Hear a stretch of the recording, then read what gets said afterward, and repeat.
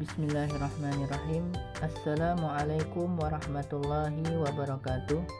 Perkenalkan, nama saya Ali Saputra, mahasiswa program studi Pendidikan Pancasila dan Kewarganegaraan Fakultas Keguruan dan Ilmu Pendidikan Universitas Tanjung Pura. Pada kesempatan kali ini kita akan membahas mengenai Pancasila sebagai pedoman etika dan kontrol sosial dalam masyarakat multikultural.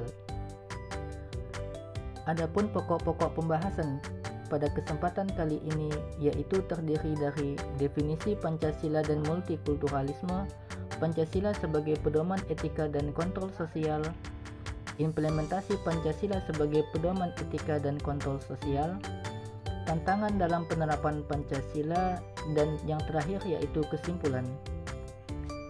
Langsung saja kita masuk kepada pembahasan yang pertama mengenai definisi Pancasila dan multikulturalisme.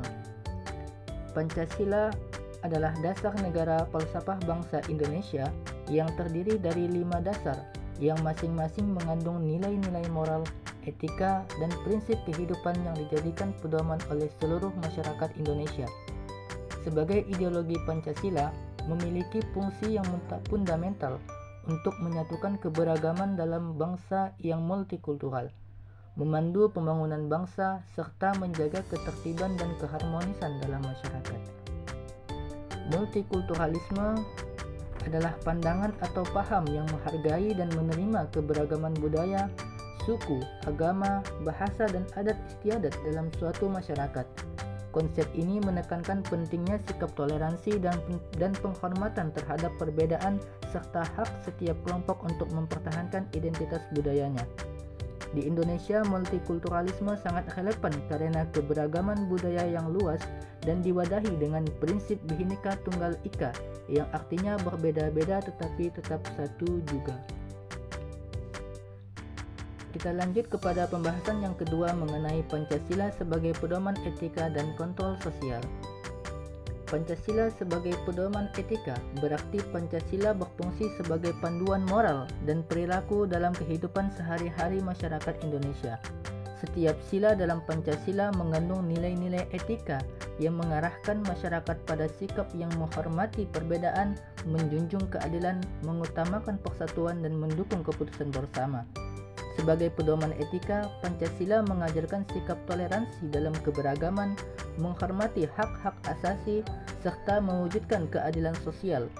Dengan berpegang pada nilai-nilai Pancasila, masyarakat Indonesia dapat menciptakan lingkungan yang damai, adil, harmonis, sesuai dengan semangat kebangsaan dan kemanusiaan. Yang kedua, Pancasila sebagai kontrol sosial.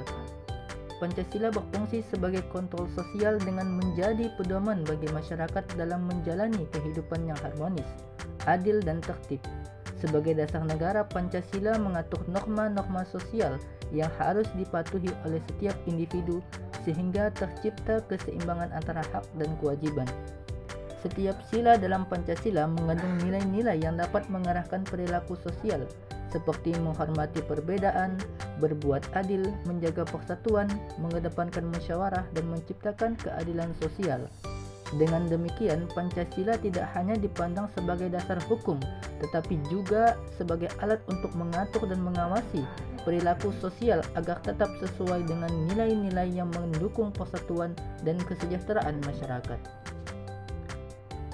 Selanjutnya kita masuk kepada implementasi Pancasila sebagai pedoman etika dan kontrol sosial. Implementasi sila-sila Pancasila sebagai pedoman etika dan kontrol sosial dapat dilihat dalam kehidupan sehari-hari melalui penerapan nilai-nilai luhur yang terkandung dalam setiap sila Pancasila. Bisa kita simak di layar, di mana sila pertama mengajarkan etika saling menghormati kebebasan beragama dan kepercayaan, serta menjaga hubungan yang harmonis antar umat beragama. Sila kedua mendorong perilaku adil dan berperi kemanusiaan, serta mengutamakan penghormatan terhadap hak asasi manusia tanpa diskriminasi. Sila ketiga menekankan pentingnya menjaga persatuan dan kesatuan di tengah keberagaman dengan mengedepankan semangat gotong royong dan toleransi. Sila keempat mengajarkan pentingnya musyawarah dan mufakat dalam pengambilan suatu keputusan. Sila kelima mengedepankan keadilan sosial dengan memastikan pemerataan kesejahteraan dan mengurangi kesenjangan sosial di masyarakat. Pembahasan yang keempat mengenai tantangan dalam penerapan Pancasila sebagai pedoman etika dan kontrol sosial. Yang pertama yaitu sikap intoleransi. Meningkatnya intoleransi agama dan radikalisasi di kalangan sebagian masyarakat menjadi tantangan besar bagi penerapan nilai-nilai Pancasila, terutama yang terkandung dalam sila pertama ketuhanan yang Maha Esa dan sila kedua kemanusiaan yang adil dan beradab. Hal ini berpotensi memecah belah kerukunan umat beragama dan sosial. Yang kedua yaitu konflik sosial. Indonesia yang kaya akan keberagaman suku, agama, dan budaya menghadapi tantangan dalam menjaga persatuan dan kesatuan. Konflik antar kelompok etnis dan agama yang masih terjadi di beberapa wilayah seringkali mengancam implementasi sila ketiga persatuan Indonesia dan sila keempat kerakyatan yang dipimpin oleh hikmat kebijaksanaan. Yang ketiga yaitu sikap individualisme. Sikap individualisme yang tumbuh seiring globalisasi membuat banyak orang lebih mementingkan kepentingan pribadi di atas kepentingan bersama. Hal ini bertentangan dengan nilai gotong royong yang terkandung dalam nilai Pancasila dapat mengikis solidaritas serta semangat kebersamaan di masyarakat. Tantangan yang keempat yaitu kesenjangan sosial dan ekonomi. Ketimpangan ekonomi dan sosial yang masih terjadi di Indonesia menjadi hambatan dalam penerapan sila kelima keadilan sosial bagi seluruh rakyat Indonesia. Masyarakat yang masih hidup dalam kemiskinan dan ketidaksetarataan dapat merasa tidak mendapat perlakuan yang adil yang mengurangi rasa keadilan sosial di masyarakat. Tantangan yang kelima yaitu minimnya pendidikan. Banyak generasi muda yang kurang memahami makna dan nilai-nilai Pancasila secara lebih mendalam, yang menyebabkan penurunan pengamalan prinsip-prinsip Pancasila dalam kehidupan sehari-hari. Pendidikan Pancasila yang tidak optimal di sekolah-sekolah juga menjadi penyebab utama. Dan tantangan yang terakhir yaitu globalisasi dan pengaruh budaya asing. Pengaruh globalisasi dan budaya asing yang semakin mendalam, terutama melalui media sosial dan internet, seringkali bertentangan dengan nilai-nilai luhur Pancasila. Budaya konsumerisme, individualisme, dan materialisme yang tidak sejalan dengan gotong royong dan solidaritas sosial dapat menggerus nilai-nilai Pancasila di kalangan masyarakat.